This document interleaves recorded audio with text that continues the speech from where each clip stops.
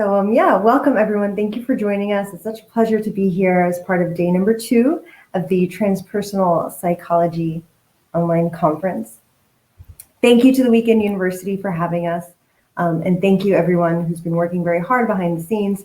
Thank you so much, Neil, for all your support in getting this to run smoothly. I'm sure that you've been all over the place, so we really appreciate you. So we're here sharing our presentation in this event, Transformational Chairwork Psychotherapy, Gestalt Therapy, and the 4 Dialogues. As Neil so wonderfully introduced us, I am Amanda Garcia-Torres, and I'm here today with my colleague, Dr. Scott Kellogg. We're very excited to share the power of chairwork with you all today. And we hope that you find this work to be as moving and effective and impactful as we do. So first off, we're going to start with a brief presentation. Dr. Kellogg is going to do a short lecture, sort of get us oriented to what chairwork is, the history, some other wonderful things, interesting things.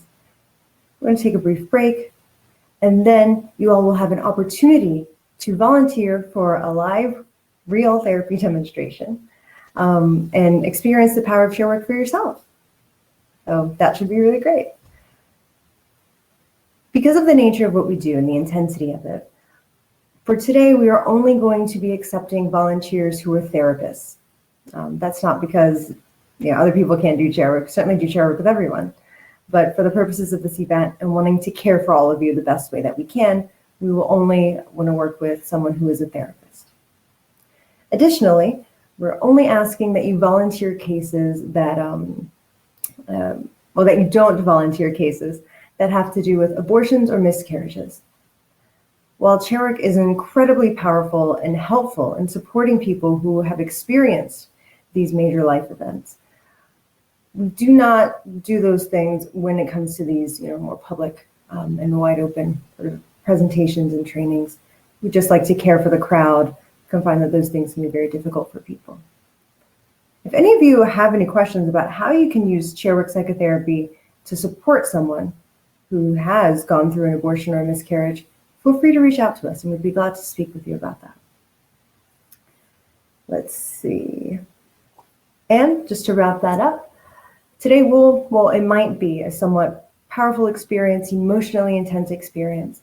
So we ask that all of you sort of, do your best to take care of yourselves, do what you need to do so that you feel comfortable and supported. But thank you all again for being here with us, and Dr. Kellogg will get us started. So good afternoon to those of you in the UK. Good morning from New York City, and a very early good morning to Amanda, who's in California, where it's about 5 o'clock in the morning right now. Chair therapists are very dedicated people, as you can see. So talk about transformational chair work, a little bit about our journey, but kind of give you a foundation for the work that we're doing. So foundations. So over time, we've come to base our work on 4 core orienting principles. And the first one is multiplicity of self. And this is the idea that it's clinically useful to understand people as containing different parts, modes, voices, or selves. Dr. John Rowan, who I'm sure some of you know, is very famous in the UK, the late Dr. Rowan. He strongly emphasized the idea that multiplicity of self, or seeing people as having different parts, is really the future of psychotherapy. And certainly we see this in schema therapy, certainly we see this in compassion-focused therapy. We see it implied in other therapies as well. But I think seeing people as having parts, that's really the way to go in the future, and it gives us a huge amount of freedom in our work. The second one is that it's healing and transformative for people to speak from these different parts, right? Either giving voice to them separately, as you'll see, or having dialogues among the parts. But that's certainly an essential part of our work. The third principle is that it's also healing and transformative for people to enact or reenact scenes from the past, the present, or the future. As you'll see in a minute, chairwork is rooted in psychodrama, and this connects to the psychodrama core, psychodrama tradition of chairwork. And lastly, the ultimate goal of chairwork, and I would say really the ultimate goal of all of psychotherapy, is the strengthening of the ego, the healthy adult mode, or the inner leader. And this is essentially the true north of our work, right? That whenever you get in trouble with a patient, can't figure out what to do, go to the inner leader, go to the ego, go to the healthy adult mode, schema therapy language. Right? That's what we're trying to do. And as the inner leader gets stronger, everything else tends to more or less fall into place, right? That's what the whole game is about here. It's a little history and background. So as many of you know, Dr. Jacob Moreno is the creator of Psychodrama. He's also the creator of Chairwork. But Chairwork, as we've come to know, is really the work of Dr. Frederick or Fritz Perls, the creator of Gestalt Therapy.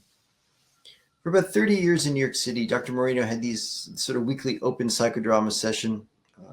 People could come, just do psychodrama. I think it was on a Sunday night.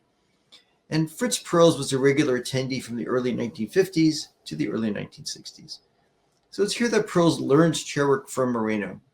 But at least in my opinion, Perls takes Chairwork beyond what Moreno had envisioned and really turns it into what I would call a psychotherapeutic art form. So when we talk about Chairwork, I don't like the term technique. I don't think that really captures what's going on here. Maybe the term method, but really I think it's a psychotherapeutic art form. One thing that Perls did was he actually took Chairwork from the group setting to the individual setting. And of course, that's a sea change. It makes individual therapy work possible with Chairwork. So this fall is my sort of 20th anniversary of working with Chairwork. I fell in love with Chairwork in 2001 during my training as a schema therapist. And what we see is in the mid to late 60s, we see Perls becoming world famous, doing Chairwork at Esalen, became kind of a defining aspect of his work. And then we see, following his death, about 50 years of people looking at Chairwork, adapting it, adopting it from their own different perspectives, re-envisioning it. So we really have like 50 years of Chairwork practice. And I've drawn from many of these different approaches, but I was searching for a way to kind of get to a much more simple, more essential understanding of Chairwork. I figured there had to be some kind of way to understand that in a simpler, more crystallized form. And in 2018, I discovered the 4 dialogues. And the 4 dialogues basically mean that all of Chairwork is based on 4 core stances. And I'm very drawn personally to the depth of simplicity. I like very simple things, but I like the depth of simple things. And so this certainly spoke to me. So to learn to do Chairwork, you only need to learn 4 things. You don't need to learn 10,000 things. You only need to learn 4 things, right? So that's, to me, a huge step forward. Oops. The first of these we call giving voice. So you might say to a patient, I'd like to invite you to move to this chair, and I would like you to speak from your heart or speak from your pain. So we might consider this when a patient says to us, there is a deep grief within me. Maybe move to this chair and just give voice to this grief or the sorrow within you. Or they might say, there's a part of me that wants to cut myself as soon as I leave the session. Maybe move to this chair, and can I talk to the part that wants to do the cutting? Can I better understand that part? And this connects us to Gestalt awareness practices and to voice dialogue.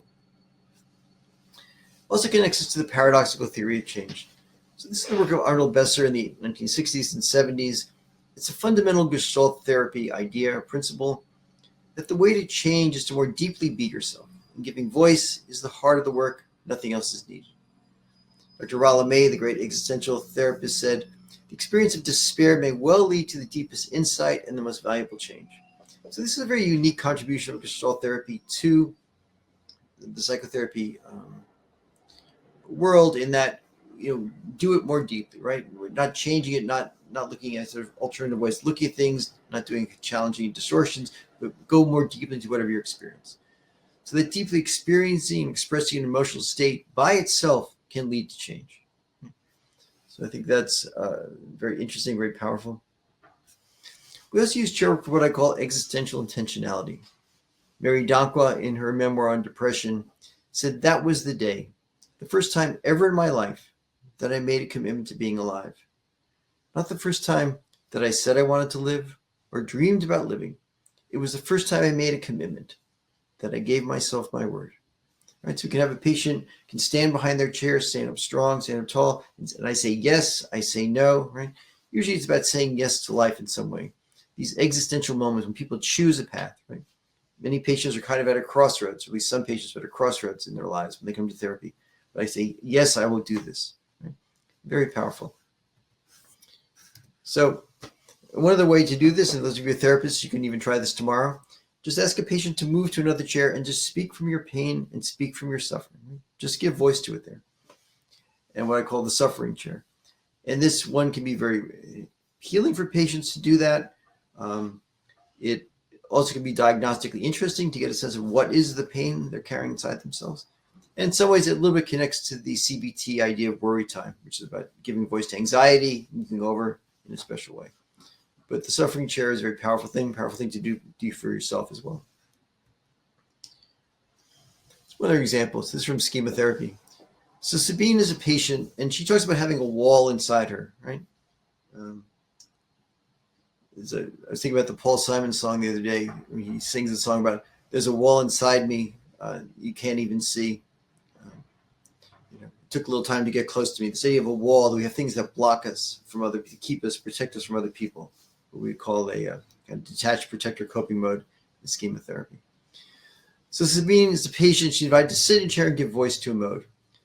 Therapist says, Sabine, you've been talking about the wall that protects you. Excuse me. If you're willing, I'd like you to move to this chair and let the wall speak. So she moves to the chair. She becomes the wall.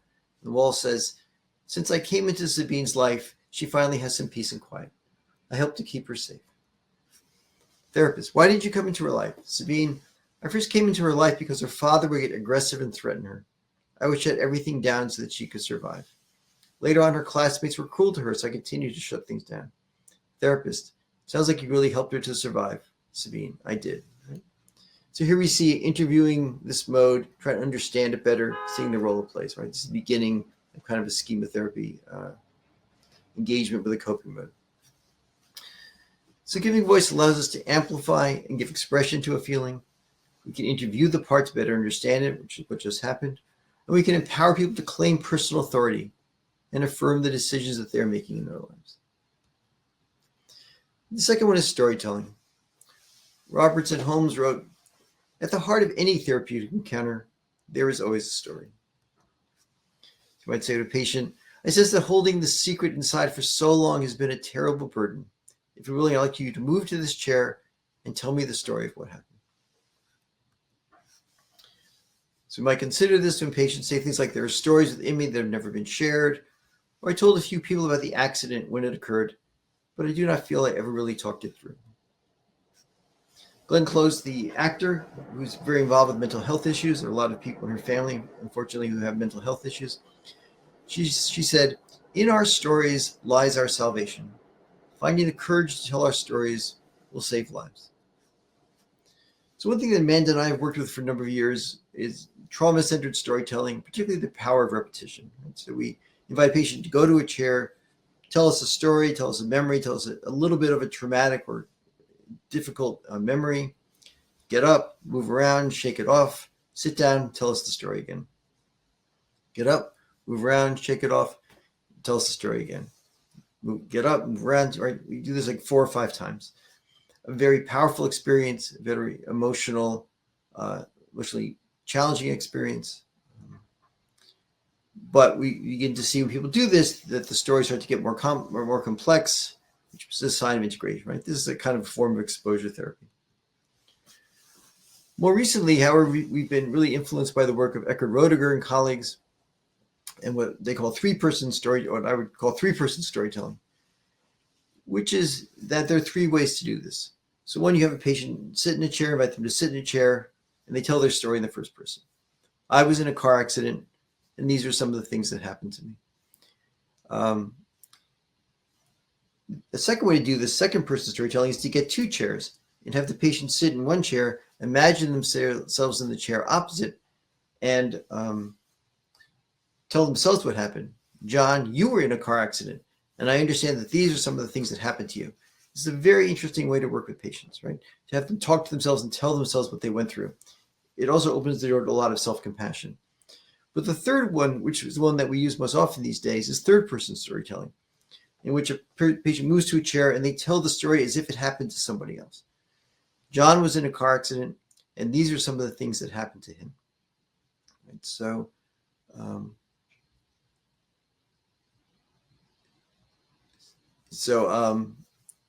very interesting. It's a way to kind of get involved with the emotions, the power of the storytelling, but also gives them some distance. We play here a little with the act idea, which is what Eckhart Roediger is wrestling with, and the emotional intensity.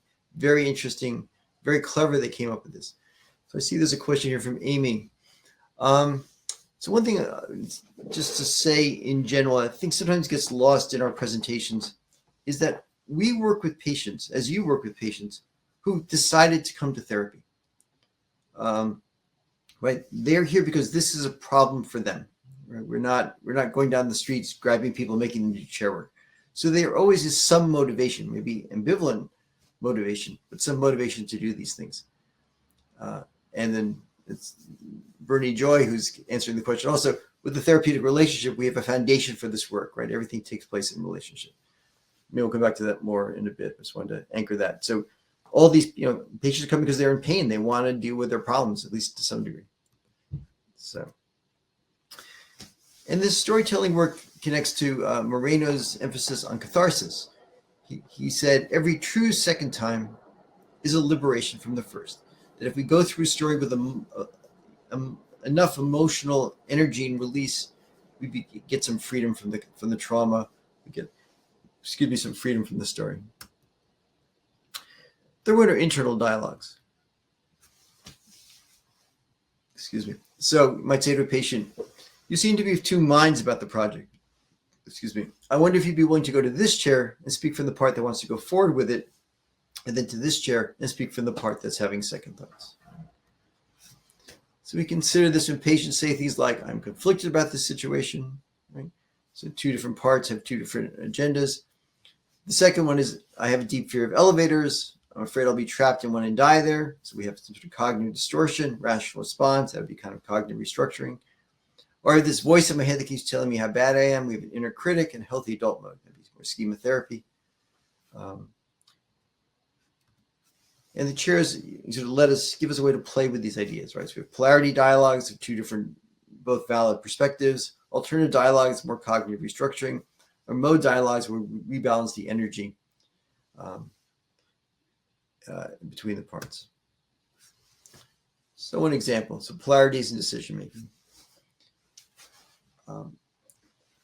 I've been very influenced by Barry Johnson's work on polarity management. I certainly recommend that to the group. But that, he makes the point that while some problems in life are actually problems that have solutions, many things we wrestle with in life are actually polarities. Right? What's my, what do I owe to myself? What do I owe to others? Issues about work versus family, desire versus fear, being realistic versus idealistic, closed, open, right? We wrestle with polarities. And chair work is a very good way to work with this. So here, each chair can represent a side of an argument. I want to stay in my current job. I want to take a new job. This can really help us get a clearer sense of the emotional valence of each side, right? That the meaning, because underneath each argument is always a value, but we want the value and we want the affect as well. So interesting, kind of in some ways compelling and slightly sad example from Dr. Martin Luther King.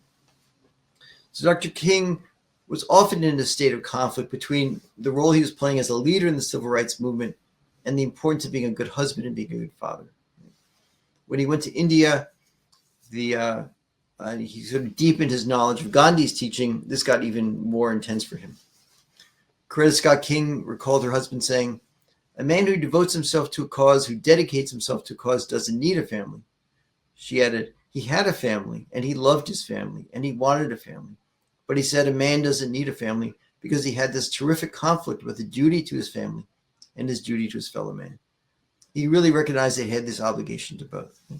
So were he to be our patient, we could put him in, we could invite him to go to two chairs and speak from the part that wants to, lead civil rights movement and the part that wants to have children and raise his children, love his wife. So we can anchor each value in a chair. The patient can speak from each perspective. Perls believe that when we have the patient go back and forth between two polarities, there's a possibility for creativity to occur. And typically, the answer is we might find a better way of understanding how to balance the polarities, and divide up your time better. We might develop a new vision that somehow synthesizes the values, or we might actually just decide to choose one value over the other, right? That might be the solution. Or we might decide we're not ready to make a decision yet and just continue doing what we're doing. So these are kind of the 4 outcomes you get from this. And our last model is relationships and encounters. You might say to a patient, I sense that you're still very stuck. Even though the relationship ended 2 years ago, I would like to work with this if I may. I'd like you to imagine her sitting in this chair. I'd like you to talk to her and tell her what you are feeling. Some sort of loss here. So we can consider this when a patient says things like, I know it's been 3 years, but I'm still grieving the death of my mother, grief and loss. My father was very cruel to all of us when I was growing up, and I'm still very angry about that. Some kind of mistreatment or abuse story. Or my sister is just impossible. I feel responsible for her, but she's driving me crazy. Difficult relationships. So here the patient can sit in one chair, and they can imagine someone in the chair opposite. And the goal here is the expression of emotion. Expressing our love, our anger, our fear, sorrow, grief to the other person. Right? And this is often done in a safe environment. You can speak freely here. Again, this is often not a dress rehearsal for talking to somebody else, but a chance to process difficult emotions and experiences. Part of the essence of this approach is role reversal. Dr. Moreno, looking back on his psychodrama work, said that role reversal was the most important discovery of his career. And basically that means when you go and you play somebody else, you embody someone else, I think he says you see through their eyes. Tion Dayton, a famous psychodramatist, wrote, role reversal allows us to temporarily leave the self and experience the position of the other. So grief and loss. A man was so distraught over the death of his son that he made several suicide attempts. He actually became a little bit psychotic, and he wanted to die and join his son in the afterlife. In the hospital, they invited him to sit in one chair, imagine his son in the chair opposite, and speak from his grief and his despair. And so he imagines his son, out comes pouring all the, I miss you so much, I love you, I want to join you, I don't want to live anymore without you. This comes pouring out. Then they did a role reversal. He goes to the other chair, and now he embodies his son. He gives voice to his son. When he becomes his son, the son says, Dad, I want you to stay alive. I want you to take care of the family. I want you to care for my brothers. Do not die, stay alive. Right? This comes out of the man when he embodies his son. This encounter is so powerful that the man gives up his suicidal ideas, gives up the plans, and really begins his recovery journey. Right? A very powerful, very beautiful example of chair work in full force. We're very happy to see there are lots of people doing chair work now around the world. Really, more and more groups are training. We're seeing this kind of renaissance of chair work. One thing I think that Amanda and I are teaching sort of more uniquely are the deepening techniques.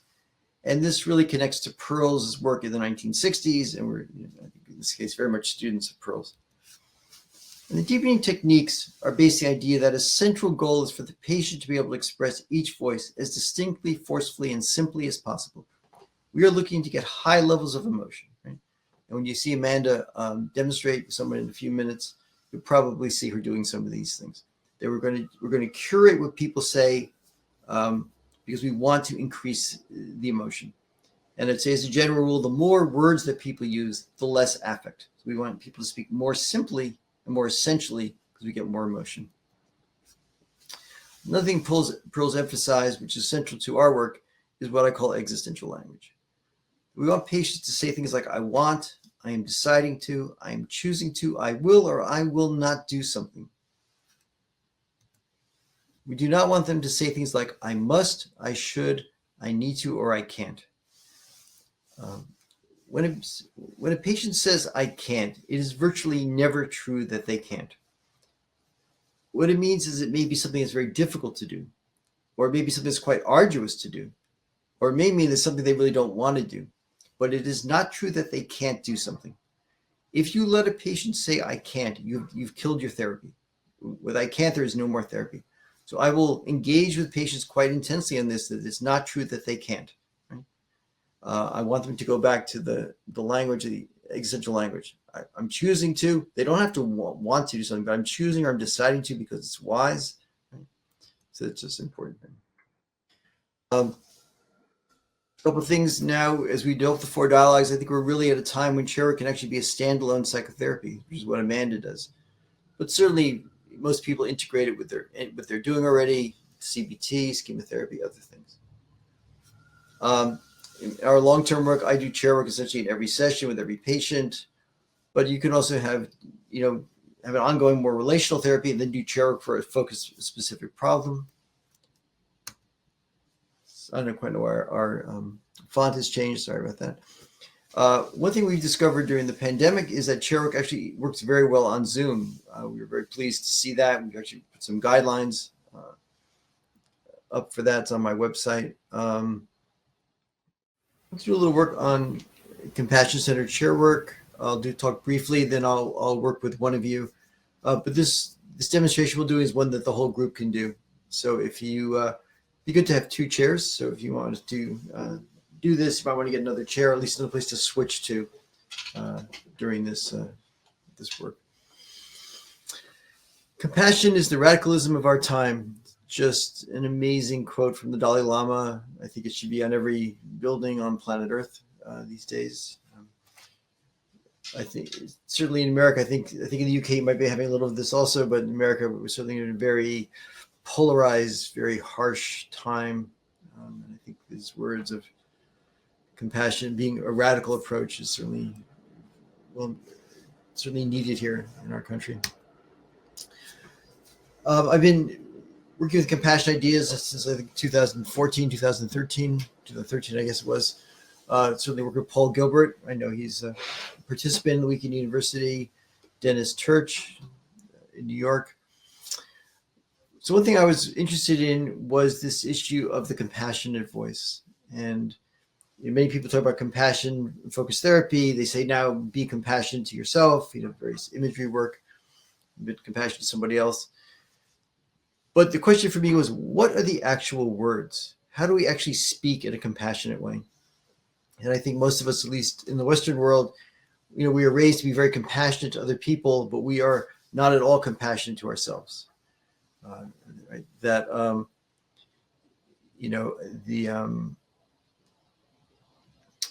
that's really a problem. And certainly patients, like, how do I say? What do I say? They have no way of understanding.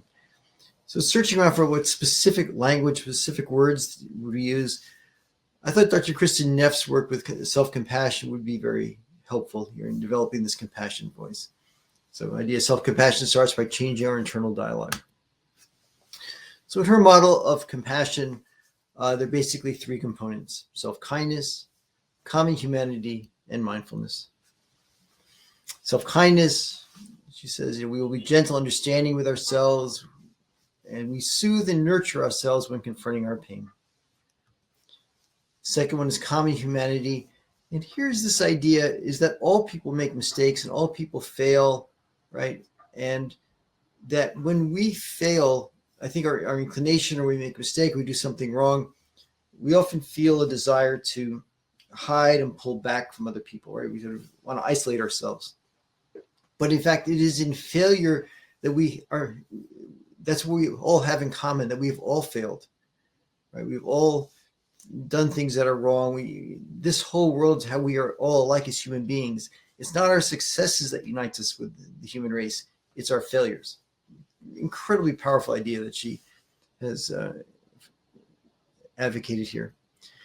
And the third one is mindfulness, being aware of our own suffering. She makes the point that we're often not aware that we are suffering, right? We sort of avoid our suffering, or we self-medicate our suffering. We kind of find ways to be aware of it and be with it without being overwhelmed by it. So one thing that Dr. Neff has focused on, as she's done some research on this, is this kind of core affirmation, right? So I am suffering, mindfulness, I'm aware of my suffering. Suffering is a part of life, sort of the common humanity aspect. May I be kind to myself, and may I accept myself as I am. So maybe just play with this for a second. You put your hands over your heart, 2 hands over your heart. This is kind of the symbol or the gesture of self-compassion. You can just repeat this after me.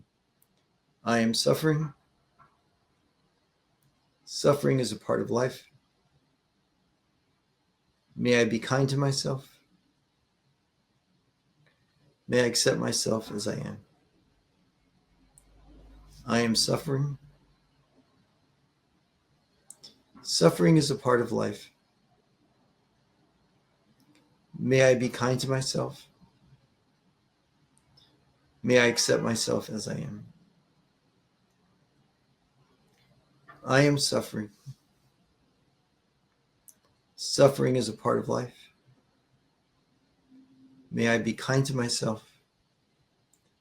May I accept myself as I am.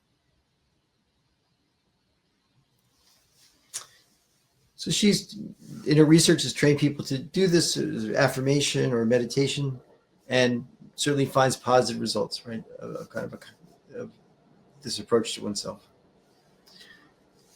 And self-compassion, she works, as you know, we're in a negative emotional self, angry, frightened. It's hard to flip into a positive state of self, right? That self-compassion, since she engages with negative emotions, embraces them, and there is a transformation.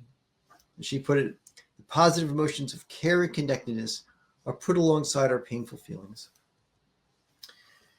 So what I was interested in doing was, in schema therapy language, was I felt the healthy adult mode of the inner leader, the ego, had so many things to do. I wanted to create another mode, rather than making self-compassion a practice of the inner leader, making it another mode that would support the inner leader and the whole person. So what I would like to do now is get someone to volunteer. You did an interview with Dr. Neff, great. I'd like someone to volunteer to do chair work with me. So it'd be good if you have two chairs, at least a place to switch, because there's going to be one switch. You don't need to reveal anything about yourself. You might feel some emotions. So again, it'd be good if a therapist volunteers. And the rest of you can do this. I'm going to say the person's name, but you can just substitute your own name.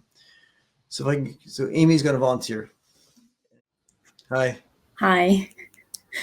Maybe we can close out the slides for the moment. Thanks. So do you have another chair across from you, or can you face another chair? I literally have a chair right next to me. All right, so if you could face, so you're facing the other chair. So turn sideways to the camera, I guess. Oh, okay. Okay. Just a second. Sorry for the noise. Okay. Okay. So I'm going to say some words. I would just like you to repeat them, okay? So first, I'd like you to see Amy sitting in the chair across the way. And again, for those of you at home, you can just repeat what I'm saying, just put your name instead of Amy. So can you sort of see or sense Amy in that chair opposite? Yeah. Okay. I want you to repeat this. I want you to repeat it slowly. Take your time. Amy, I see you. Amy, I see you. Amy, I see you. Amy, I see you. Amy, I see you, and I know everything about you. Amy, I see you, and I know everything about you. I know every moment of failure. I know every moment of failure. I know every moment of ugliness. I know every moment of ugliness. I know every moment of cruelty. I know every moment of cruelty. I know every moment of dishonesty. I know every moment of dishonesty. I know every moment of kindness. I know every moment of kindness. I know every moment of care. I know every moment of care. I know every moment of compassion. I know every moment of compassion. I know every moment of creativity. I know every moment of creativity. I know every moment of beauty. I know every moment of beauty. I know every moment of love. I know every moment of love. And I know every moment of courage. And I know every moment of courage. Amy, I know everything about you. Amy, I know everything about you. And knowing everything about you, And knowing everything about you, I respect you. I respect you. And I admire you. And I admire you. And I love you. And I love you. Knowing everything about you, Amy, Knowing everything about you, Amy, I respect you. I respect you. And I admire you. And I admire you. And I love you. And I love you.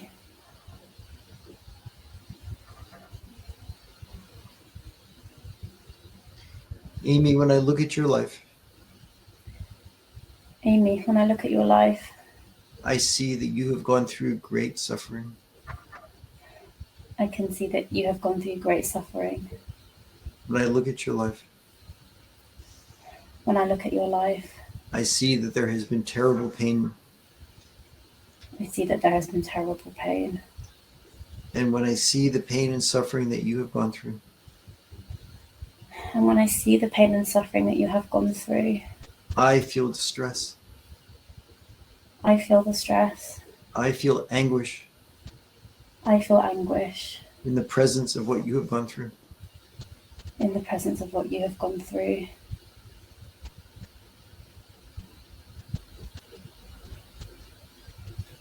But I also see, Amy, But I also see, Amy, that you were not destroyed by that suffering. that you were not destroyed by that suffering. You were not destroyed by that pain. You were not destroyed by that pain. As terrible as it was, As terrible as it was, you were not destroyed by it. you were not destroyed by it. That you survived that pain. That you survived that pain. You survived that suffering. You survived that suffering. Sometimes you even thrived in the face of it. Sometimes you even thrived in the face of it. In the face of all of that, you even thrived. In the face of all of that, you even thrived. And I admire you so much for that. And I admire you so much for that. I admire you deeply for that. I admire you deeply for that.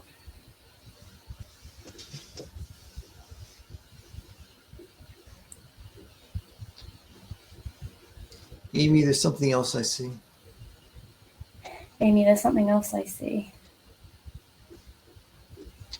I see that when you make a mistake, I see that when you make a mistake, that when you fail, that when you fail, when you do something wrong, when you do something wrong, that you are cruel to yourself, that you are cruel to yourself, that you are harsh with yourself, that you are harsh with yourself, that you are brutal to yourself. that you are brutal to yourself. And when I see you treat yourself that way, And when I see you treat yourself that way, I am horrified. I'm horrified. I am horrified by the way you treat yourself. I'm horrified by the way that you treat yourself. I hate that brutality. I hate that brutality. I hate that cruelty. I hate that cruelty. It is a terrible thing to see. It's a terrible thing to see. Amy, there's something I'm going to tell you. Amy, there's something I'm going to tell you. I want you to pay attention. I want you to pay attention. Amy, this is important. Amy, this is important. I want you to pay attention. I want you to pay attention. I want you to listen very closely to what I say. I want you to listen very closely to what I say. Because it's important that you know this. Because it's important that you know this. All people make mistakes. All people make mistakes. All people make mistakes. All people make mistakes. Every person on planet Earth makes mistakes. Every person on planet Earth makes mistakes. All people do things they wish they had not done. All people do things they wish they had not done. All people fail to do things they later wish they had done. All people fail to do things that they later wish they had done. All people experience remorse. All people experience remorse. All people experience regret. All people experience regret. You experience remorse. You experience remorse. You experience regret. You experience regret. You are not different from the other people. You're not different from the other people. Just like all the other people. You're just like all the other people. Billions of people on this planet. Billions of people on this planet. You are just like them.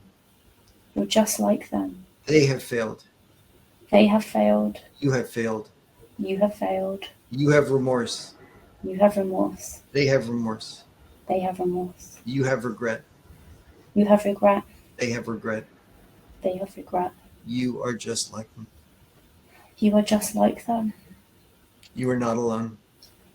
You're not alone. You have billions of people who are just like you. You have billions of people who are just like you. And Amy, when I look at you, Amy, when I look at you, I also see that you are far more than your mistakes. I also see that you are far more than your mistakes. When I look at you, I see amazing things inside of you. When I look at you, I see amazing things inside of you. I see wonderful things inside of you. I see wonderful things inside of you. And I am filled with delight. And I'm filled with delight. It gives me great pleasure to look at you, It gives me great pleasure to look at you, to see all the wonderful things inside of you. to see all the wonderful things inside of you.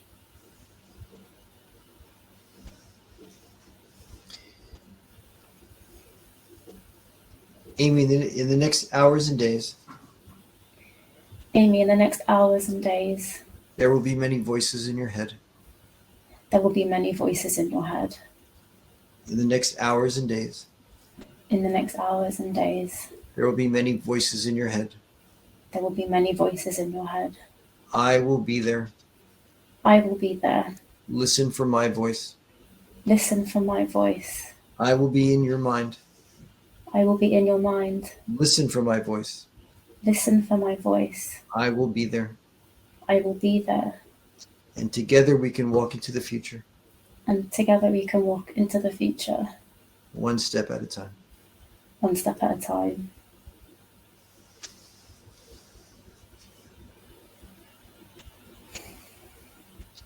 I'd like you to go and switch to the other chair. Okay. I need to move my computer.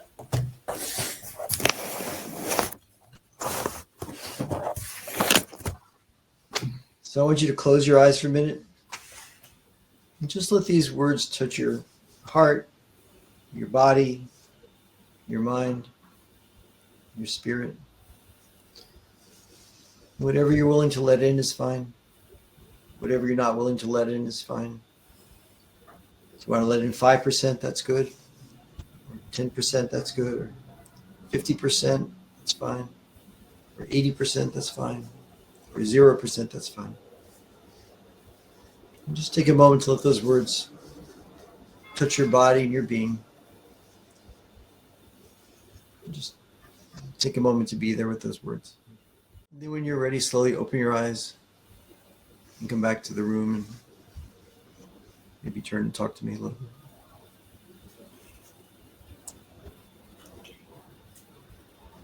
I'm going to move this back.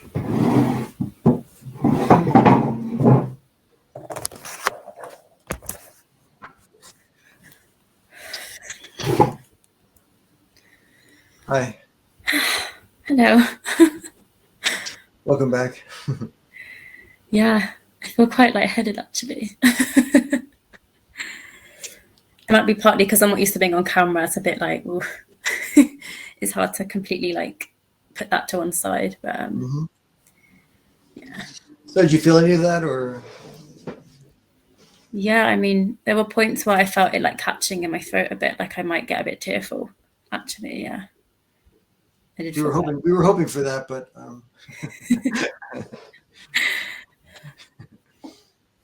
yeah. I think I struggle with self-compassion a lot, which is partly why I wanted to do that. I knew it would affect me quite a bit because a lot of what you said did really resonate because, yeah, my inner critic is quite strong and I have quite a fear of making mistakes, which I've had to like really work on. right. It's getting better, but it's still really, it's still a struggle. And yeah, A lot of it felt very relevant. Yeah. When you kind of shift to kind of imagining that you're kind of talking to yourself, it does really change how you're kind of feeling towards yourself, which can be quite overwhelming. But also, like, there was a real feeling of like relief from it. Yeah. But yes, so I would say that therapists in general are brutal to themselves. We don't practice what we preach. We preach self-compassion, but we don't practice it. So a couple things. So there was an original list of articles and resources that we sent to all the. There's a transcript on this. Maybe Amanda, you can post that link if you want to. And also over in the UK, Tobin Bell is doing amazing work with Chairwork and self-compassion. Uses this idea I've done, and he's got some other ideas that are really great. So that's something to check on. Yeah, I mean, I practice this. This is a practice, so something you can do with yourself on an ongoing basis. I practice it all the time. It's very difficult to develop self-compassion. We're so compassionate as a profession, but we are not kind to ourselves, and we're doing very difficult work, as I'm sure, are well aware. And so, Yeah. Things go wrong, we make mistakes, and we screw things up. So, anyway, but I certainly appreciate your willingness and courage to come on and give us all this gift of working with us. No, thanks for the opportunity. I think I might think about maybe trying to use it with myself. I think the idea of visualizing yourself sitting in front of you, I think it really does help you to get kind of move away from the kind of the normal way of maybe talking to yourself. It does really help a lot more than just, I mean, I do often try to kind of do the kind of, the hand on heart and kind of talking to myself, but actually it is quite different when you're using the chairs. Yeah. So thanks for the opportunity. Yeah, I've been very happy to discover this way of working, and Kristen, obviously Paul Gilbert's spirit is through this, and Kristen Neff's spirit is through this, and some schema therapy and some chair work kind of all put together in this. So thank you very much. And also thank you to Philip also for volunteering. Appreciate that. So I think we're going to open up for questions in general. Maybe Amanda comes back on camera. And again, thank you, Amy, for working with me. Thanks as well.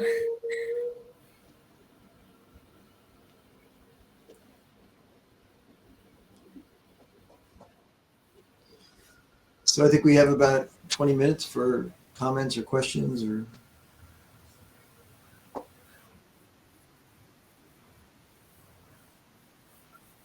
Use a selection of questions to ask from the chat, but I think this session has been a lot more interactive. So in that spirit, I think that maybe would be the best way to continue. So if people want to add their questions to the chat, then maybe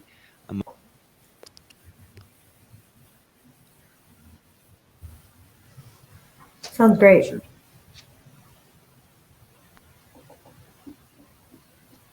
I guess first thing, did anybody try that at home while we were doing it? Anybody feel that?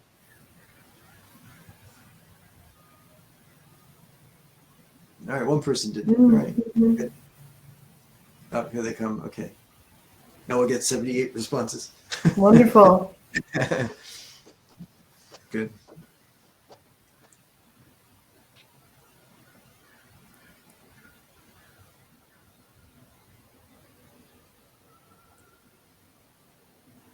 That's the number of people to do it. Good. That's great. Courageous group. Appreciate that.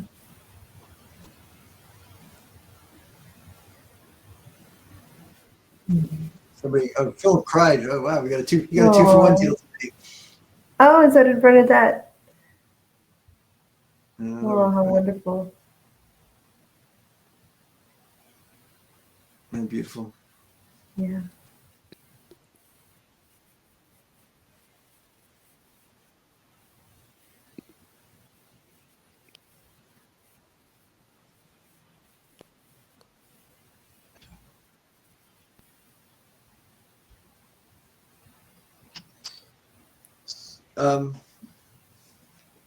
Well, so the thing that Chairwork gives that's probably most unique is it gives us the issue of space. right? And really getting space between the different parts. So everything that we're doing here can be done in journals, right? The same principles of parts, and people write about, and talking to people aren't there. So that core principle certainly can be applied to journaling. But the issue of the physicality of space gives us a whole new dimension that is generally lacking in psychotherapy. So the answer is yes, of course you can do it in journaling, but you lose the space. That's the unique thing that chair has to offer, which, kind of heightens the emotions as well.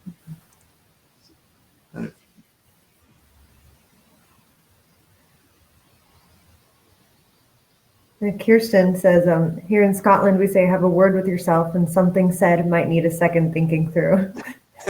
Oh, that's perfect. I love that. Yes, changing seas provides that different perspective, and we're getting space, we're getting intensity, getting depth. Ooh, Judy's wondering if Chairwork can work with children, so maybe Scott, you'll. Yeah, so I think for now, Amanda and I are going to say to each other, I think you need to have a word with yourself. Yeah, I'm going to try to remember that. Our needs brains for each other. I need a second thinking through. Well, if you think of play therapy is chairwork, right? We're using dolls and toys, stuff like that. We're giving voice to different parts. We're reenacting a scene. So it's actually the same thing.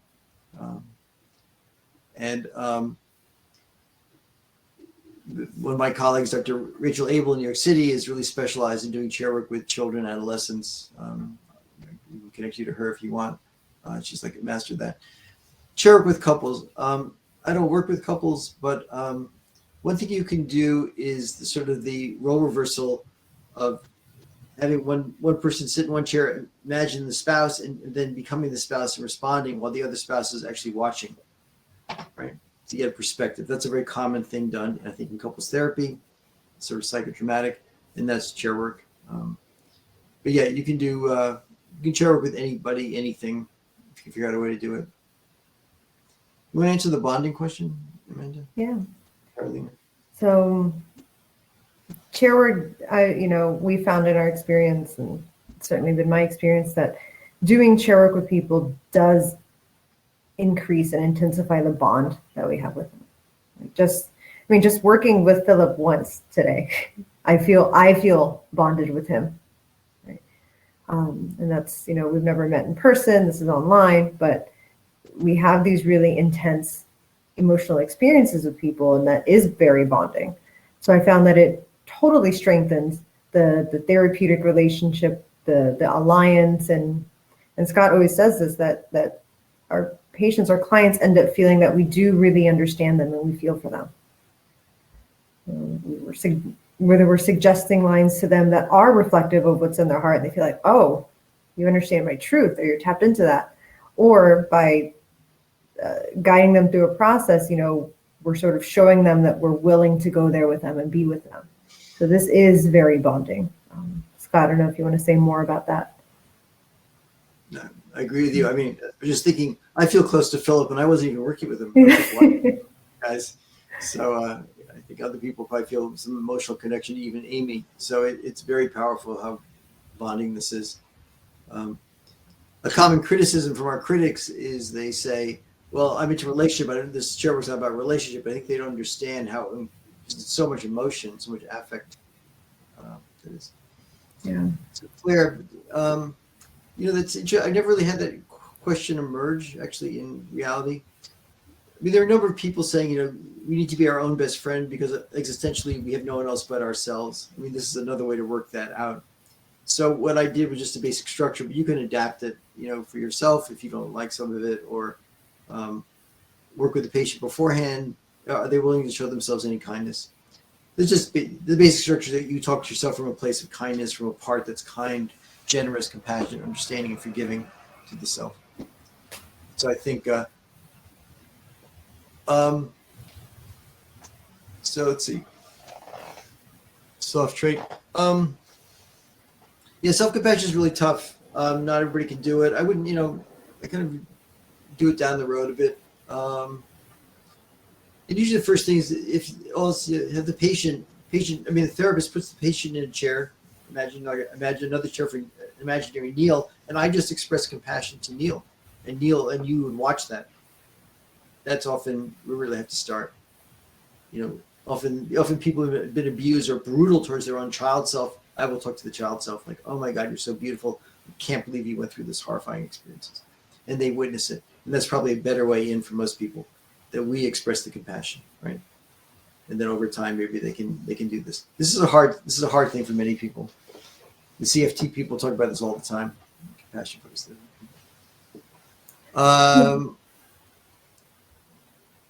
Don't know enough about IFS to really engage with that.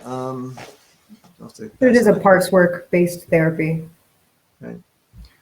Just as a footnote, we both studied voice dialogue. Voice dialogue is very interesting. It's kind of the precursor to IFS.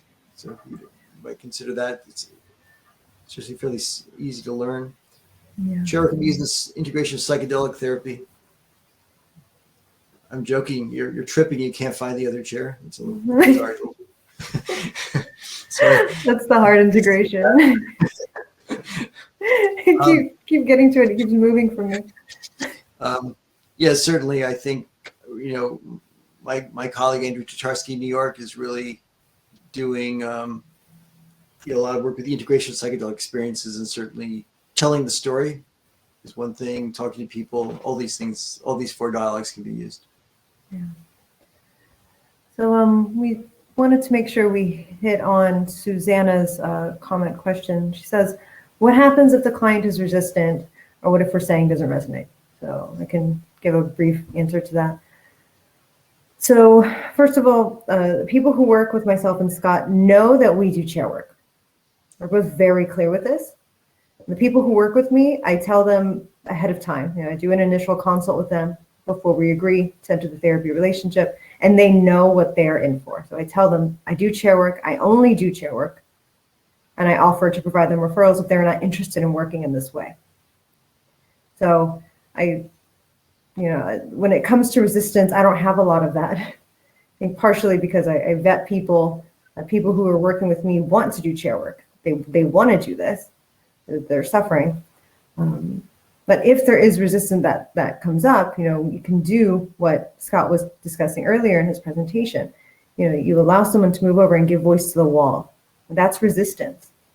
And so we can separate the part out. What's the part of you that either is frightened or is coming into the therapy? Voice dialogue can be useful for that. That's one thing. The second part of this question, which is a separate question, what if what we're saying doesn't resonate? So when I was working with Philip, I asked him a number of times, does that feel true? And that gives the patient an opportunity to say yes or no. Yes, great, we're barking up the right tree. No, okay, say the right thing. Say the thing that is true. So if we suggest something and it's not accurate, that gives us an opportunity to learn what is accurate and to get more fine-tuned, more in tune with each other. So it's a win-win. Even if we suggest something and it's not correct, the patient can correct it, and we're still on our way. Yeah. Let's see. Okay, and Bernie, Philip's work was chair supervision? No, that was chair work. That was a chair work therapy miniature session. So it was not supervision. I don't clinically supervise anyone. I'm not a clinical supervisor, so I can't speak too much about supervision, but that was a miniature therapy experience, not supervision. So maybe so there's a question about trauma and there's a question about the inner critic. So for trauma and inner critic victimization, this is not the place we start. We have other ways of working with those issues first. This is kind of a down the road thing with self-compassion. So I certainly wouldn't start there. Most people can't hear that. How can you be so you should not unconsciously influence the patient? Well, I mean, the point of psychotherapy is to influence the patient in many ways. That's what all the masters teach us. But beyond that, I think what we're, putting the self-compassion aside, which is kind of a meditation, we're really trying to do is trying to create encounters between different parts and let the person speak, right? So one thing about chair work, and it may not be obvious on a first glance, is it's really a way to get a very powerful emotional experience by also standing back and not actually putting yourself on the patient, right?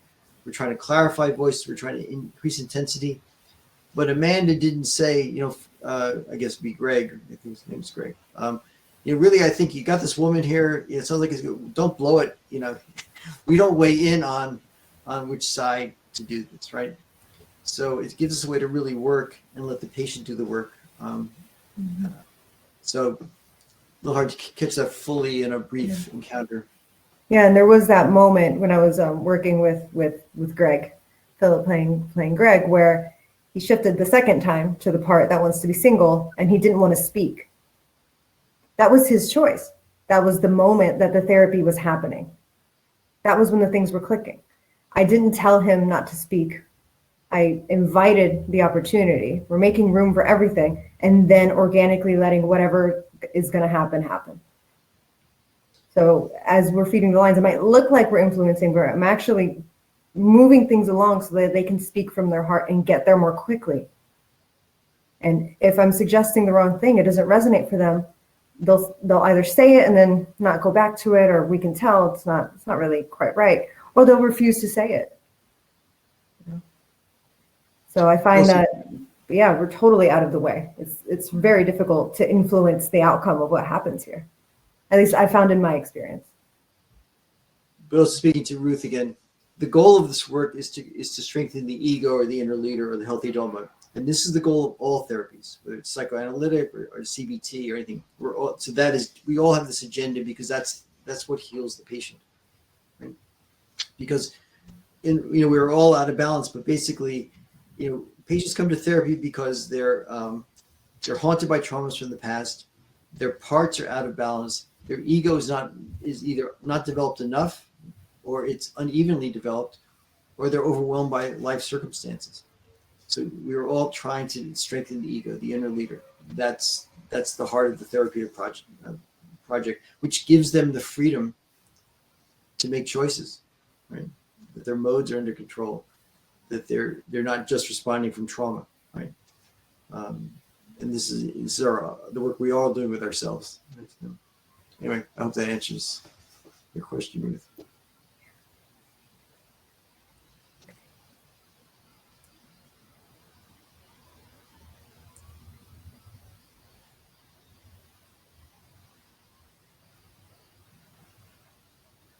Yeah, so Philip, I did notice, there was a moment of getting older, so there was an implication under there of this might be my last shot, finding an amazing connection or amazing woman.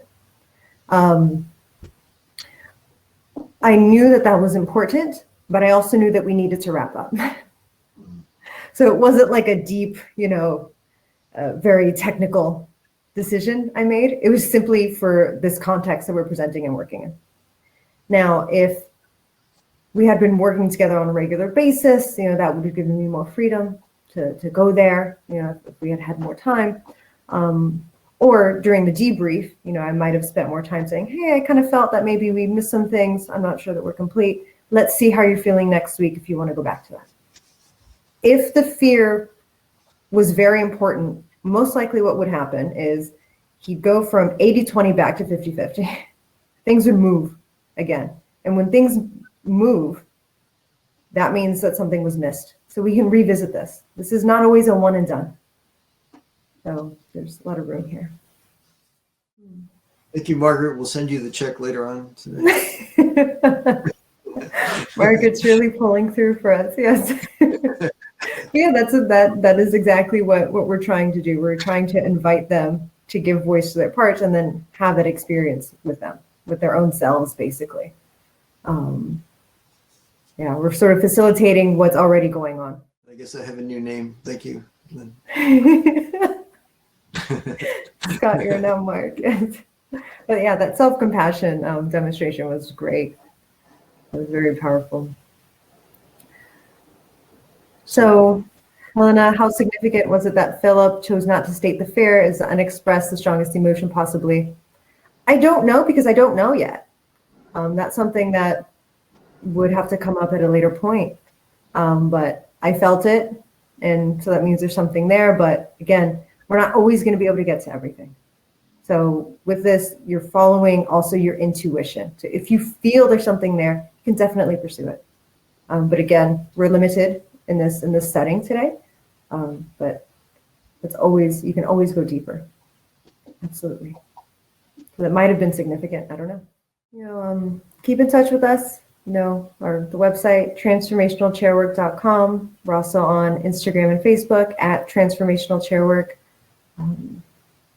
Also on the website, if you're interested in learning more about this, reading more about this, reading about self-compassion, about other ways that this is applied, many of the articles and writings are there and can be found there. But yeah, you can keep in touch with us, reach out. We're always happy to get to know more people, to bring more people into this, our world of chairs, wacky chairs. Yeah, but thank you so much, Neil, for an amazing experience.